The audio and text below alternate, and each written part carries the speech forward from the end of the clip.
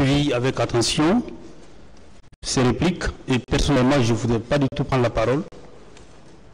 Mais je vais vous faire l'économie des choses qui ont été dites au niveau de la partie civile. Je considère que, et je l'ai dit dans ma plaidoirie, que nous ne reprendrons pas dans le même style. Tout tenant compte de la courtoisie judiciaire qui caractérise notre métier et de ce temple qui nous réunit. Monsieur le Président, je vais rebondir sur les questions de droit qui ont éventuellement été abordées par le ministère public, notamment la question déontologique, que le procureur en a parlé tout à l'heure, mais également la question de la requalification. Sur la question déontologique, il a été dit ici, et je crois qu'on veut nous le reprocher, que des avocats dont les clients devaient ce jour-là être incarcérés à la veille du procès sont allés voir le ministre de la Justice. Je voudrais rappeler au procureur que nous savons faire la différence entre le ministre de la Justice et le ministre des droits de l'homme.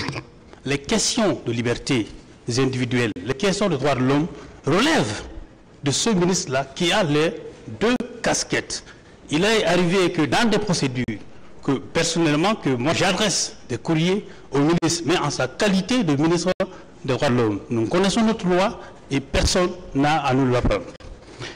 La deuxième chose que je veux relever, Monsieur le Président, je m'attendais, et comme je l'ai démontré dans mes plaidoiries, que le ministère public puisse nous convaincre sur la question de la nécessité de la requalification et sur les conditions de la requalification. Je crois, Monsieur le Président, honorable assesseur, avoir cité au moins 7 jurisprudences sur la question. Et je rappelais, je vais vous lire cette partie-là, Monsieur le Président, une jurisprudence de la Cour européenne des droits de l'homme qui date du 19 décembre 2006. J'ai dit ceci, je reviens là-dessus parce que le procureur a rappelé tout à l'heure que le client, après que la demande de requalification ait été posée par le ministère public et que les parties aient donné leur avis sur l'opportunité de la requalification, il dit qu'on est passé à la phase de la confrontation et que dans ce cadre-là, des questions ont été posées à nos clients. Je l'ai rappelé dans mes plaidoiries, Monsieur le Président, honorable assesseur, que dans cette salle, et vous avez été très exigeant sur la question, vous avez dit qu'aucune question ne doit déborder.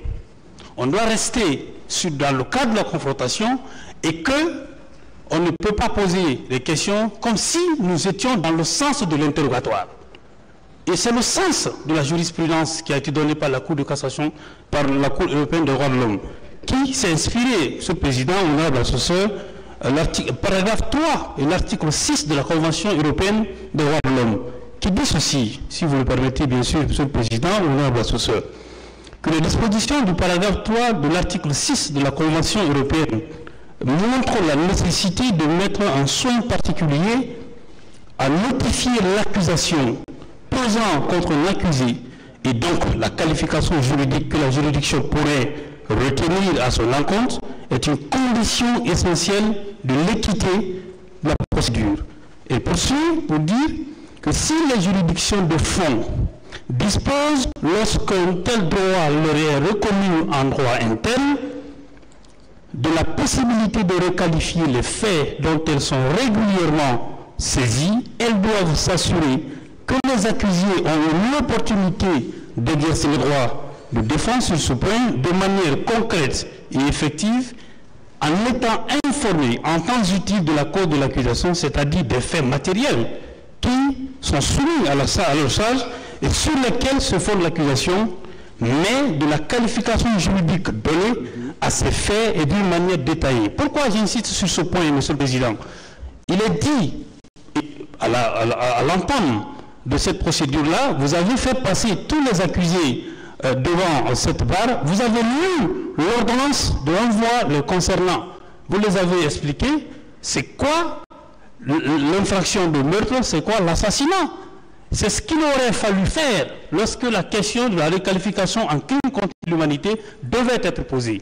La dernière chose que je vais aborder, toujours sur la question de la requalification, il y a une jurisprudence que j'ai relevée, parce qu'ils ont dit quelque part ici que l'avis ou le consentement de l'accusé n'était pas nécessaire pour que le tribunal puisse aller dans le sens de la requalification. Je vous lis la condition de la requalification, Monsieur le Président. Un arrêt qui date du 15 janvier 2019, la Chambre criminelle de la Cour de cassation française. Que les éléments constitutifs de la nouvelle...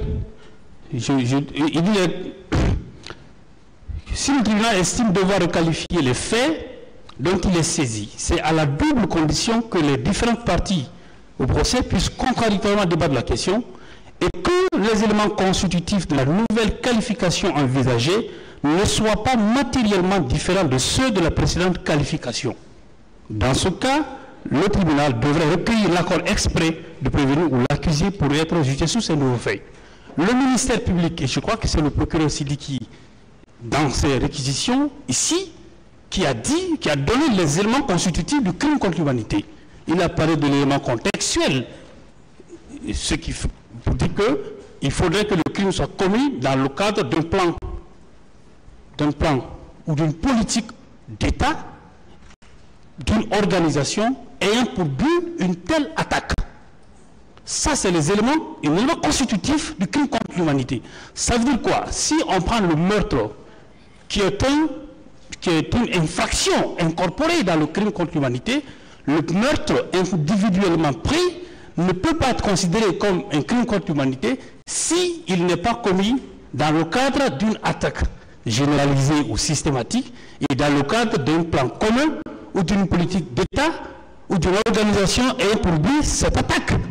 Il aurait fallu que le ministère public démontre que l'infraction qui est le meurtre, par exemple, ou la complicité, effectivement, qui est reprochée au capitaine d'Addis, par exemple, est les mêmes éléments constitutifs que le crime contre l'humanité. Sauf que ce n'est pas le cas, parce que le meurtre seul, pris de façon isolée, n'est pas un crime contre l'humanité, sauf s'il est commis dans le cadre d'une attaque générale ou systématique. Donc c'est sur ces points, Monsieur le Président, que je voulais apporter. Malheureusement, je suis resté sur la fin, le ministère public n'a pas pu apporter des arguments juridiques contraires à ces propos-là. Je vous remercie.